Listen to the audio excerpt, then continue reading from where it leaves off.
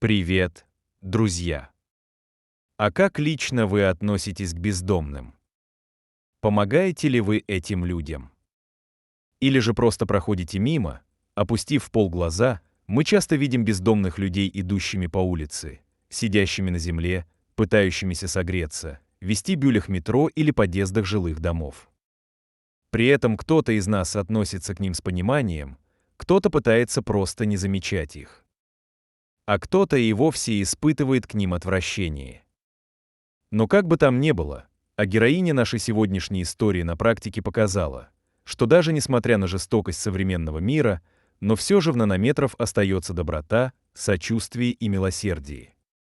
Да вот только она и понятия не имела. Кто же стоит перед ней? И так уж получилось, что этого бедолагу узнает весь мир, но обо всем по порядку. Однажды Кэтрин вместе со своей семьей приехала из Франции в Большое Яблоко для того, чтобы весело провести свое время. Во Франции женщина работает в сфере туризма, и она уже очень давно мечтала о поездке в Нью-Йорк, и этот отпуск должен был стать для нее просто незабываемым. К слову, так и случилось. Во время очередной прогулки по шумным улицам города Кэтрин вместе с сыном и мужем отправилась в ближайшее кафе, и они заказали себе пиццу. Все было просто замечательно. Пицца была вкусная, а настроение отличным. Но вдруг взгляд женщины пал на бездомного, который рылся в мусорном баке, расположенном прямо у самой пиццерии.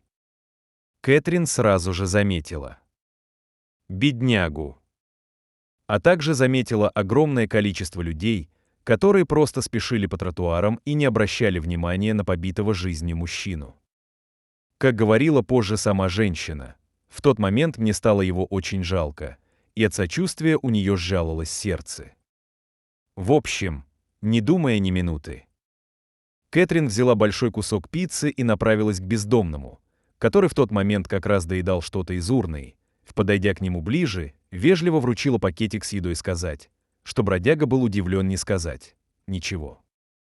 Он лишь только спросил, что в пакете. Кэтрин попыталась ответить на английском, но половину фразы все-таки сказала по-французски. «Простите, но пицца холодная». На что приятно удивленный бездомный взял пакет и ответил: «Огромное спасибо. Я уверен, что Господь не оставит незамеченными. Ваши дела да хранит вас Бог». Кажется, Кэтрин совершила обычный поступок нормального человека, у которого есть сердце, и можно было бы забыть об этом навсегда. Но, как оказалось, это был вовсе не конец истории, а ее начало, ведь она и представить не могла. Кто был этот мужчина? Через 2 дня Кэтрин со своей семьей завтракали в небольшом кафе возле гостиницы. И какое же было удивление семейства, когда сотрудник отеля принес ни о чем не подозревающим туристам из Франции свежий выпуск газеты «Нью-Йорк-Пост», где на главной странице было ее фото с бездомным. Как вспоминала сама Кэтрин: «Я не могла понять, что происходит и как это фото могло оказаться в газете. Мы все были озадачены этим вопросом, но дальше произошло невероятное.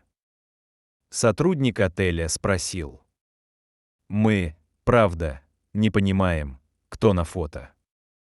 И когда мы ответили «нет», то он открыл нам глаза. Как оказалось, бездомный, который рылся в мусорном баке, был никто иной, как голливудская звезда Ричард Гир. Но как такое может быть? И что он там делал? Наверное, спросите вы, все очень просто.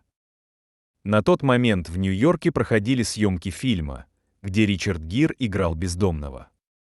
Сцена у мусорного бака, в котором он рылся, чтобы достать себе еды, была частью фильма.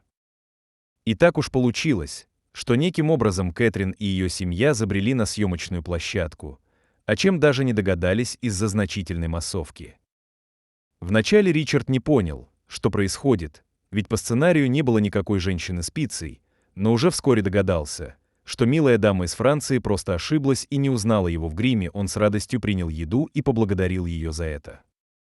А после еще длительное время был под впечатлением от того, какими же добрыми, заботливыми и неравнодушными бывают люди. Вскоре фотографии, как и сама история обычной француженки и обладателя «Золотого глобуса», облетели весь мир, и по возвращению домой теперь уже у самой Кэтрин брали интервью и даже автографы. Что же касается Ричарда, то позже он скажет, что хотел бы отблагодарить женщину лично. И, к слову, не знаю, было ли продолжение этой истории, но как бы там ни было, а сама Кэтрин говорит об одном: важно в каждом человеке в виде человека. Если у вас есть ресурс помочь тому, кто оказался в беде на данный момент, то обязательно нужно этим воспользоваться. Для него это может быть очень важным. Просто остановитесь и посмотрите по сторонам. Может быть, тот, кому вы поможете сегодня, завтра поможет вам. В общем, вот такая вот история, друзья. Пишите в комментариях. А как бы лично вы поступили на месте Кэтрин? Также оценивайте видео, если оно вам понравилось, и до скорого пока.